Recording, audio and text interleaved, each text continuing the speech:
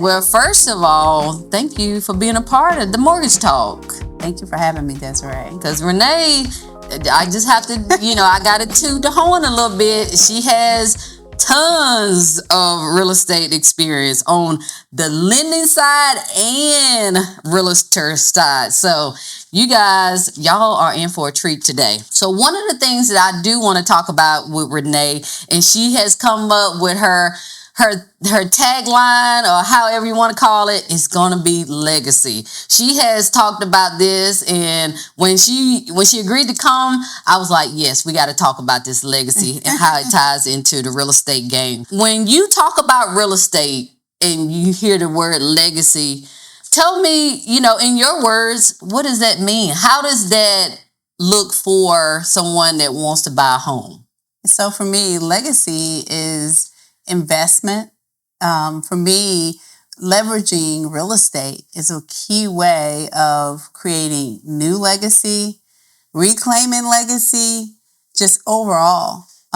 Whether it's commercial, whether it's real estate, legacy is creating that path that's going to be there long after you leave, leaving something back for your niece, your nephew, your son, your daughter, what have you. So to me, real estate is legacy. Nice. So leaving something for the next generation is what your focus is. You want to help people to leave that legacy for the next generation. And real estate is a good thing for that. It don't appreciate, for one. We do know that. Hey. Nice. One thing you did mention to me when we talked before about legacy is you had a friend that bought a home and land for her children for their birthday. Definitely. Give us a little insight about what that consists of. So I'm going to do a shout out for actually, it's my cousin. Her and I had a conversation, and it just, a light bulb went on. She's like, instead of, pots, pans, or maybe a little cash here, who knows what they're going to do with that cash? Right. She's like, I'm going to purchase a home for each one of my children. Nice. So she has 3 kids. And so even if they decide to live in the home, whether they decide to rent the home out, flip it and sell it. Yeah. She's like, this is their first opportunity to own land, to own their own home, to have their own investment. One, she hopes that inspires them to do more. Yeah. But I thought that was amazing. I said, so there's that legacy again. It's kind of like you kind of got one foot in, and it's not that you're starting from scratch, especially when you have a family member, a parent who kind of set you up for success. That's a win-win situation. And you have options. If you wanted to flip it, if you wanted it to be an investment property, those are options now her children have. I love this. All right. It's loading legacy. That's right. Creating. That's right. Another thing I wanted to talk about with Renee was we talked about before multi-family units. Mm-hmm. Tell me how, as a real estate agent, you see that being something that people are either going to start gravitating to. Is it something that has trended before? Or kind of tell me the multi-family as a realtor, what does that look like? So for me, multifamily has been there. It's been in existence, right? So we are talking about legacy and legacy loading. Why not talk about this? We're living longer, right? Yeah. It's time. The average man, maybe 75. Average woman, maybe 81. And so a lot of times we want to keep that family together, right? Yes. So with multifamily, you have that opportunity to create a place for your parents, for your grandparents, to live right there. Mm-hmm. Hey, and then a flip side, let's look at our youth. I have a kid, he's 17, he's going to school. Yeah. He don't want me to follow him, but it could happen, right? That's always an option. So the option is, instead of, there's going to be housing. Yeah. Regardless of what you do. Instead of looking at maybe paying for him to be in a dorm room, now this whole trend of decorating or what have you. Yeah.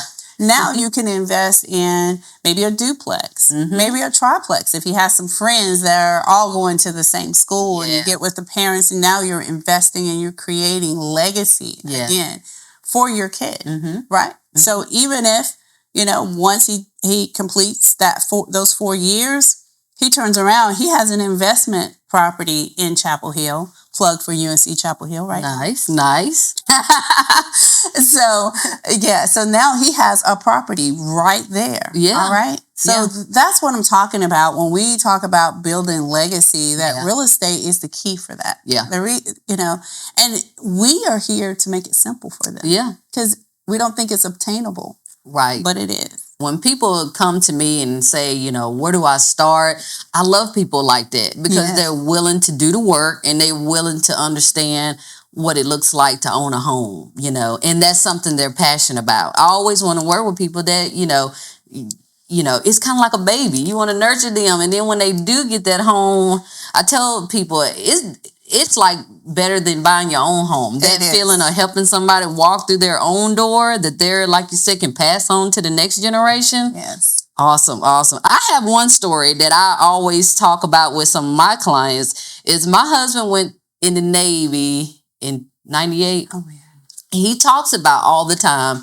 Some of his Navy friends decided to buy homes in Virginia Beach. He decided to buy a Mustang. So his friends now always talk to him about, where's that Mustang? Yeah. That Mustang been gone. But the fact of the matter is, these properties that they had since 1998, and these wasn't no fancy houses, no fancy apartment buildings. It's the fact that the equity that grew from 1998 to 2000, I mean, I don't even know how to do that calculation. Do you know how to do it? We can do It's a lot. Put it like that. It's a lot. But again, understanding too, when people are coming to you and they want their forever home from the beginning, that's one thing that I know you're really good at. Like, let's look at where we are now. People's career change, their family size change, all of this stuff changed. So I don't want to be, sometimes you may not be able to keep up with the Joneses on the first home. But what does that look like, Renee, when it comes to having a conversation with someone about, let's get you into that home so that can be the stepping stone to that forever home? What does that look like? Initially, we all think, we're looking at homes, we're excited. Yes. First of all, Desiree has gotten us pre-approved, okay? Right. So we're excited. Yes. You're like, hey, I got this pre-approval. Let's go. So that conversation, Desiree, is just that. Yeah. Let me talk to you about what are your expectations, right? So it's important that you have a conversation with your buyer, and so that you can understand their initial goals overall. And then that's when you piggyback and say, you're going to go into this first home. It's going to, you're going to love it. You're going to love everything about it. Then you're going to get next one. You're going to love that even more. Yeah. And you can see yourself there forever. What we're going to do, and that's where you came to me about, is that we're going to sit down. We're going to talk about, because I do care about what your ultimate goals are. Yes. Right? And so with your ultimate goals, let's then think about how that's going to grow. Like you said, Desiree, I might have no children now, and later on I might have 2 or 3. Yeah. So now that 2-bedroom, that's not going to work for me right now, right? So those are the things that we have conversations. I find out what are the goals of my buyer, right? Yeah. Let them know that initially this isn't going to be your forever home. I would, let's start there, right? Yeah. And from there, it's my job to think about what you need right now, what are your long-term goals, and how can this home lead you to your next step. Right. Each situation is different. I tell people all the time, even coming into pre-approving someone, that's totally different. I can't say, oh, you have this, you're going to automatically get a mansion. That's just not realistic. Right. And then I always, we have to encourage people because we know the house, the price of a home is a little bit more right now. That should not hinder anybody from buying no house. It should be the fact that you really get with your realtor and lender and be like, okay, how can we make this work right now? It's a partnership. Yeah. It's a partnership. I mean, to your point, you're right. The housing prices, we had everything happen at one time. We had rates I like to say return to what normal rates are before the world fell apart, right? Exactly. And then we had that, shocked effect. Yeah. Then we had, inventory issues, right? Everyone is trying to get the same home. Yeah. we went from that to now a little bit of price shock, a little fear here. You're seeing homes stay on the market just a little bit longer. So, you're listening to all what's in the media and what have you. That's why it's important to have a real estate professional. You have a great team to really talk to you about what's really happening in the industry. My grandparents, I believe their interest rate was 12%. Yeah. Mm-hmm. So, and they bought a home, right? So home buying is going to still continue. That's when you make sure that you take the time that you lean on your professionals. It's about understanding that. Exactly. And that's one thing, Desiree, I can say about you. We just had an experience, Desiree. We did. Where I actually ended up being a relative, actually. So, and a veteran, and he was interested in purchasing a home. Already went online or something, I don't know, and got a pre-approval and was a little discouraged with the price that he got, the offer he had. And I was like, well, look, I have a couple of people that I can recommend you. Right. Desiree ended up being a great fit. Thank you. And you took the time to not just, okay, let me just get you a new pre-approval. You took the time to find out the full situation. Yeah. He had a wife who was a little gun shy. Yeah. Was like, I can't get approved. But Desiree made that. And she could get approved. Yeah. So I love when I have people come to me, well, I don't think I can do this, or I don't think I can do that.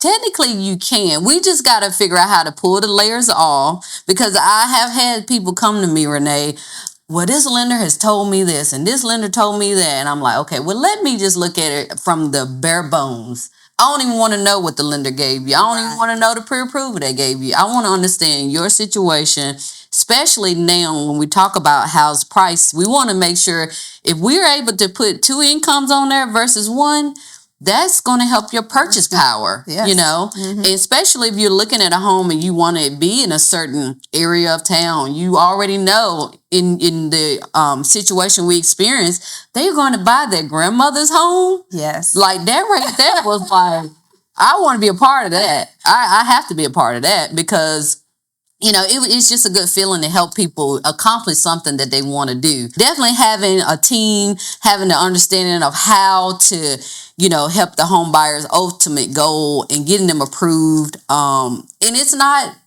fast food. I tell people that all the time. No. If you want to pre-approve today and buy a house tomorrow, it's probably not going to happen. But that's why you have a team as a realtor and your lender to help you through that process. Would you like to expound more on the legacy thing? Because like I said, when you talk, you hear legacy all the time, but when Renee put it into what legacy is for her and what your ultimate goal is, I was like, I gotta hear it. Like, I want to know, what is it? So I'm going to do a little plug here. So I'm launching a YouTube channel called Legacy Loading by Rene. Nice. And so when we think about legacy loading, real estate is a huge piece of it. And when I say, as I iterated earlier, commercial and residential is both of those pieces. Yeah. In the incident, even with the client that we had, where you were able to broaden their purchase power, we came together. Their pre-approval led them on a search that their grandmother's home came up. The address didn't look the same. He was like, well, this is my grandmother's address. Right. But this is not my grandmother's house. So there you go. A builder went in, saw the potential, totally renovated this home with a mind and hoping that a great family would be there to purchase. They searched around and still they just came right back to that same house. The biggest thing is that the last time he saw that home, right? Here's real estate again, right? His grandmother owned it, raised family in there. In a little town called Thomasville. There's Thomasville Furniture. Okay. And what normally happens in these neighborhoods, houses are built for those workers to purchase. Oh, okay. So he was so excited when he saw this address, decided, hey, let's go for it. Him and his wife made a decision, went in, we're purchasing this house. The last time he seen it, it actually had a tree growing through it. What? So not thinking that it was worth anything. Right. here it is from a house that was built in like 1958. Right. That probably had a value of maybe even 20 or 30,000. Now has a value of 230. This is the power of real estate. Yeah. The power of real estate and the power of real estate investment. So in this legacy loading opportunity was reclaiming legacy. Here it is, a home that was lost in his family. Yeah. That by happen chance, he got hooked up with Rene and Desiree. Really, Rene. Desiree, it convinces his wife, like, hey, purchase two is better than one. We gotta have two. So it opened up the opportunity for them to recapture their grandmother's home. When I even think about it, it just puts chills through me to know that happened. Yeah. Ultimately, finding out that they're a small family, but he really wanted to invest. Yeah. And here it is. He gets to live in the home of it where he grew up in. Yeah. It's totally renovated in a neighborhood that he sees so much potential now. Yeah. So here it is. It could have been, this is my ultimate home. This is it. I don't want anything else. Now his lens is open and he's looking at all the other houses like, who owns this? Oh, well, yeah, this is an opportunity for me to go in and buy this land. I want the land beside the home that I own. Yeah. So that's what it's all about legacy loading. Yes. Is just that, is that it is the first step. Take your first step. And your first step is finding out and introducing yourself to either your current bank or a lender that your agent refers. It starts with the mortgage. It does. It really does. And I know one thing we mentioned before. So you have worked with, all ages. And we're not going to put an age on buying a house. No. But I do know when you spoke before, when we talked prior, helping someone just say over the age of 50. Yes. What does those conversations for you, like what type of conversation you having with people that, may have bought several houses or may, want to downsize? Like, what does it look like for someone who has bought a home before and just looking to, I guess, expand their portfolio? Right. What does that look like?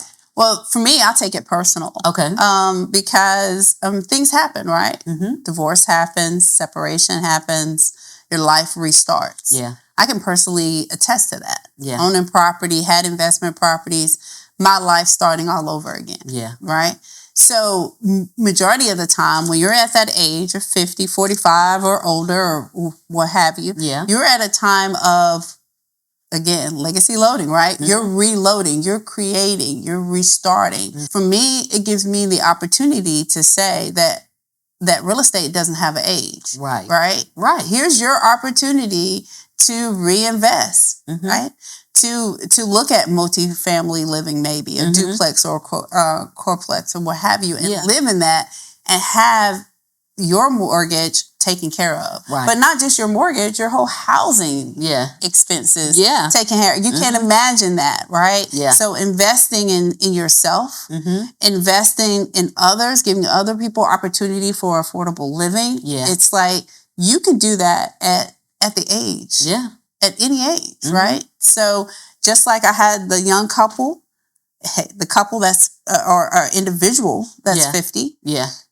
You're starting to see a large amount of single parents growing now, whether male or female. Yeah. Right? Yeah. This is an opportunity for them to invest not only in themselves, but in their children as well. Yeah. And so it is about getting with a partner like Desiree and myself, right?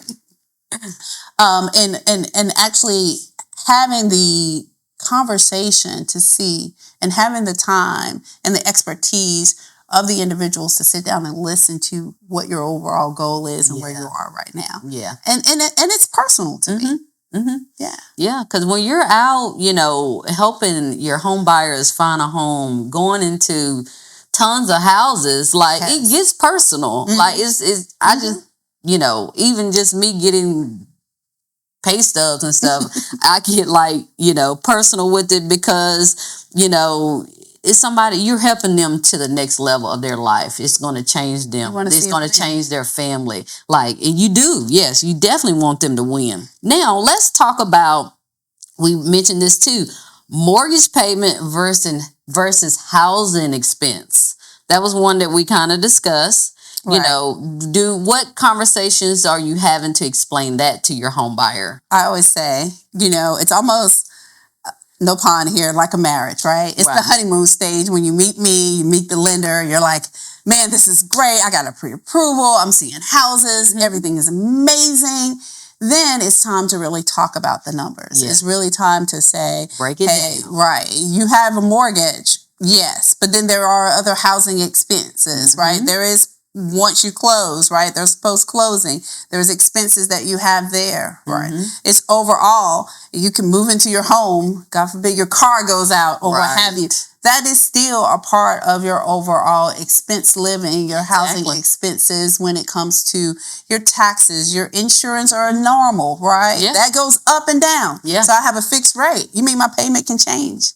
Yes, your payment could change, right? So just understanding those things are having the right team to talk to you about planning, properly planning, right? Yeah. Maybe I qualify for $1 million home. Right. But having a team or a financial advisor, mortgage person, professional practitioner who sits down with you to say, I'm looking at everything that you have here. You could go $1 million. Right. But then, you know, you may have to, you know, maybe no Chanel. Right. It's going to happen today, right?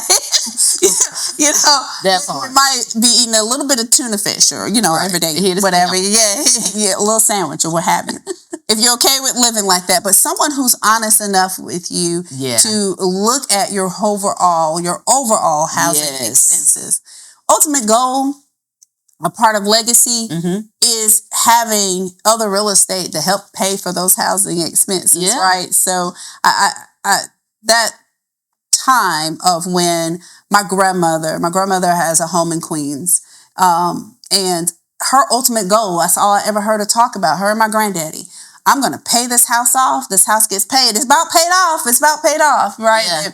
Yeah. Which was amazing because they bought a home in a time and in an area that was, you know, unheard of. This was like mid-70s and awesome Black couple purchasing a home, you know. So their whole thought process is, how are we going to pay this off? 30 years or less, that's it. That's it. We don't know. I don't want anything else, what have you. Yeah. And unfortunately, it was times that I, you know, had to really talk to my grandmother, would struggle as in her retirement years when medicine is not cheap. Right. As I said, we're living longer. Understanding how to leverage the equity in their home. Right. Understanding that, again, legacy building, right? So here is a place that you are gaining equity to help you with your course of living in your retirement years, possibly help you invest and purchase additional property. Also, it's looking at and changing that lens of our legacy thinking of what investment is. Yeah. Right. That's the whole goal of Legacy Loading by Rene, right? I want to take the time to have individuals on my YouTube page or there to share things like this, right? Information. It's so much information that we can share. It's a lot out there. It is. To debunk, right? To have the right people to really talk you through. Yeah. But overall, you're home. Yeah. It's like money in the bank. It is. It is. I grew up in a community of 5 or 6 great aunts and uncles, and it was just, you know, knowing like that whole street, everybody, you know, owned their property. And, I mean, you just can't put it in words. But using a home and actually living in it and we talked about equity, and that comes up quite a bit, but we need to make sure that people who are looking to buy, what does that mean? You know, if you are buying a home and you buy a home for $300, you live in the home and the home value goes up, let's say $380. So you have equity in that home. We can just use the simple calculation of $80,000. Have you had, you know, any home buyers who took the equity that they have in their home and used it to purchase another home, to what have you seen people do with the equity in a home? So your question was, have I ever worked with, or am I working with someone who's used the equity in their home to purchase a new home? Yes. Quite funny you're saying that. I'm actually working with a gentleman right now who is doing a turnkey project. They own a turnkey, which is new construction, right? They're already built, turnkey, walk in, right? Right.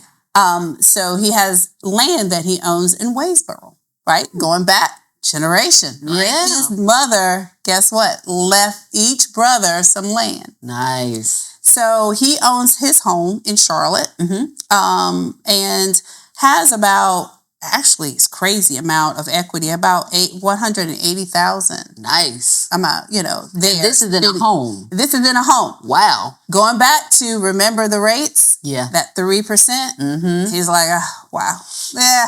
He has that 3.5% right. Right. With that, he's like, oh my goodness, what do I do? He's like, I don't know if I want to touch this. Right. But I'm like, that's free money sitting right there. So we did the calculation between doing an equity line of credit, which is a variable line of credit. You'll talk more about that. Yeah. And then versus refinancing and just taking the cash out. Right. Right. Since he knows that turnkey amount is $150,000, he's building a duplex on that land. So he actually went in, got a quote to see both.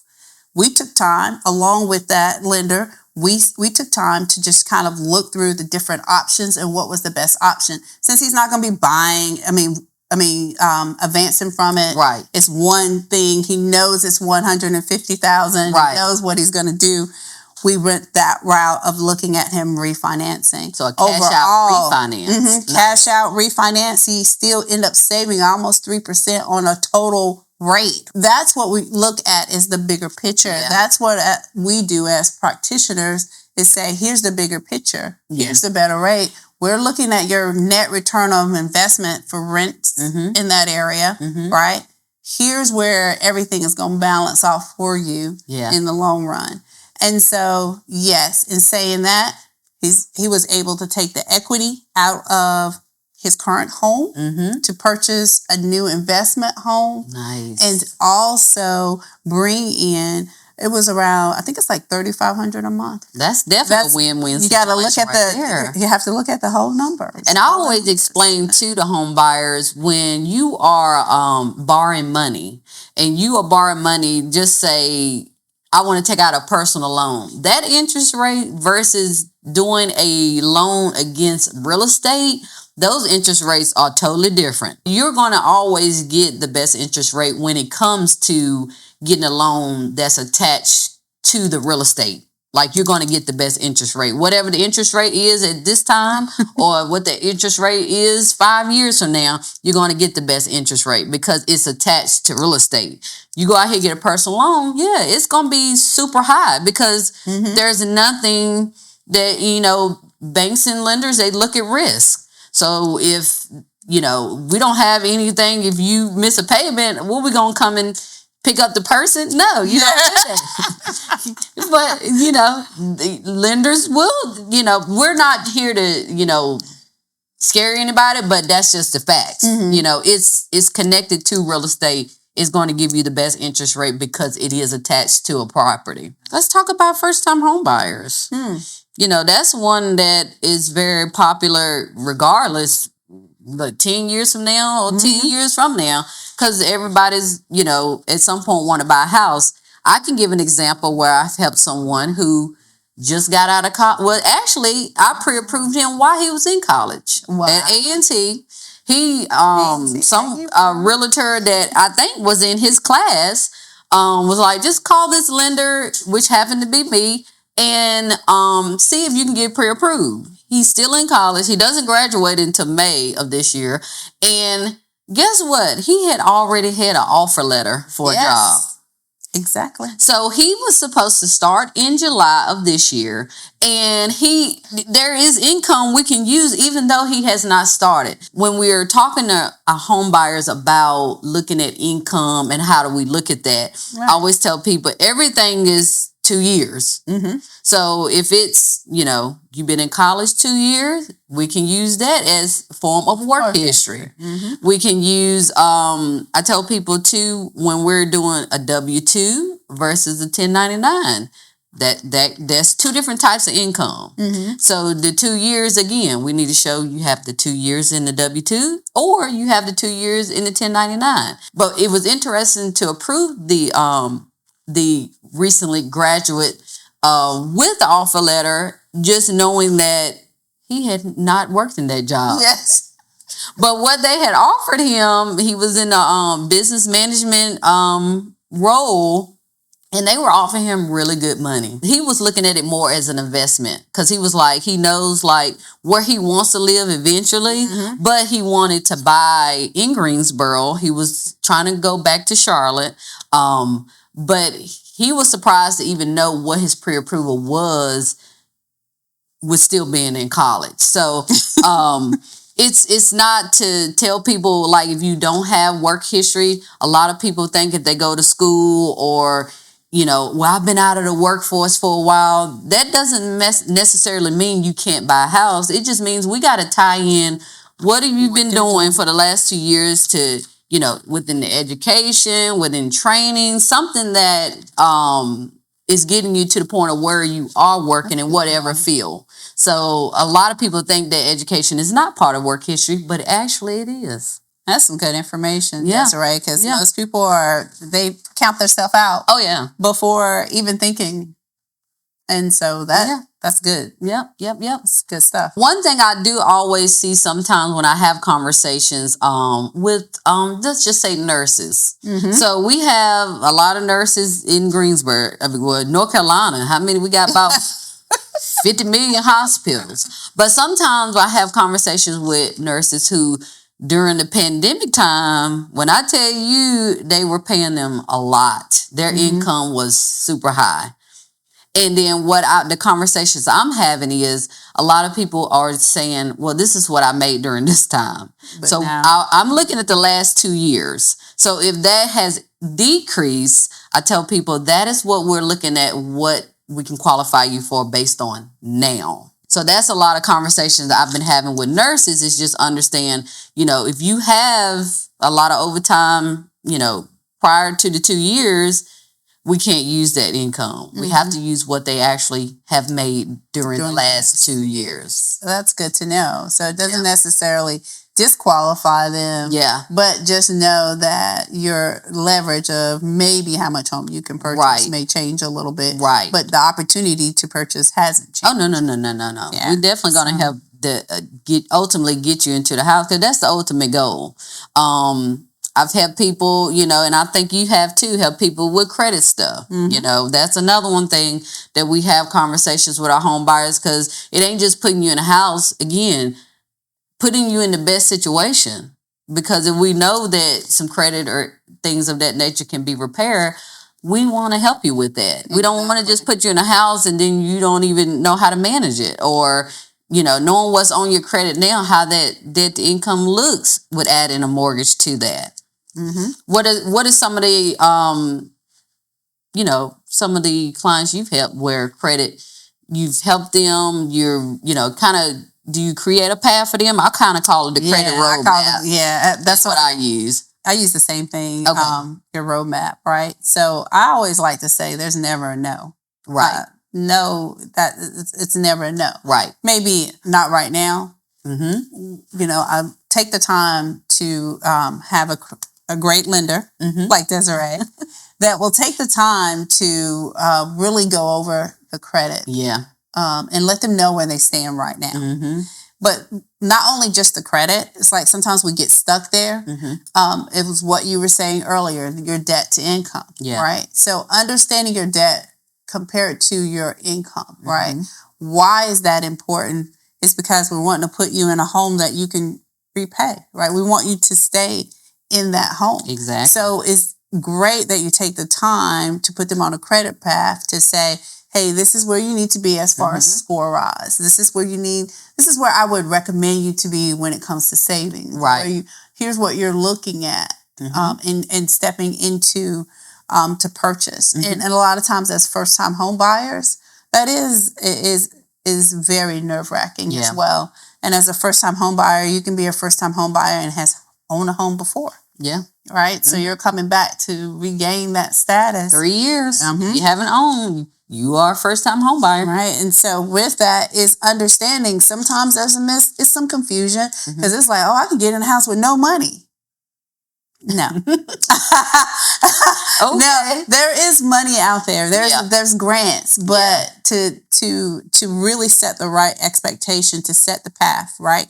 Here's the score that we need to work on. Here's some balances you may need to pay down. Here's how you would step in to help them, right? So I'm going to connect you with a lender that can help, but we're going to make those steps for you for your next path. And I know just to kind of, end it, me and Renee talked about, if you buy a house, we want to make sure that if you like to go to the beach, if you like to do the things you did before the house, we want to make sure you can continue to do those things. I don't want to buy a house and then, if I know I like to go to the beach 3-4 times a year, well, I can't do that no more. Well, it's like, okay, we want you to still live your life and not, your house be, everything, because it's more fun where, you can have your family over and make those memories. Right, you're enjoying but still, I love to put my feet in the water. The water just, that's just something that, you kind of used to. You want to continue to do that because it makes you even more excited to come home. It's the quality of life. Right? So it is the quality of life. Renee, do you have anything that you would like to end with for the people out there? For the people out there. So again, just to reiterate, right? My name is Renee Littlejohn. I am a broker here with Lifestyle International Realty. I'm located in Greensboro, North Carolina. We have an office here. We have an amazing team. I let you know that I'm definitely here. If you have any questions, I can be reached at 336-317-3206. Or you can visit my new YouTube page, Legacy Loading by Rene. You can leave me a message. I'll reach right out to you. Peace.